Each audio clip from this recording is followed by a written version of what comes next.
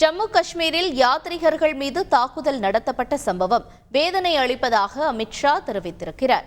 மேலும் சம்பவம் குறித்து துணைநிலை ஆளுநர் மற்றும் டிஜிபி ஆகியோரிடம் பேசி விவரங்களை கேட்டறிந்துள்ளதாகவும் அவர் கூறியுள்ளார். தாக்குதல் நடத்திய குற்றவாளிகள் நிச்சயம் சட்டத்தின் பிடியிலிருந்து தப்ப மாட்டார்கள் என்று தெரிவித்துள்ள அவர், படுகாயமடைந்தவர்கள் விரைவில் குணமடைய தான் பிரார்த்தனை செய்வதாகவும் தெரிவித்துள்ளார். ஜம்மு காஷ்மீரில் யாத்ரீகர்கள் மீது நடத்தப்பட்ட தாக்குதலில் உயிரிழந்தவர்களுக்கு காங்கிரஸ் தலைவர் மல்லிகார்ஜுன கார்கே இரங்கல் தெரிவித்துள்ளார்.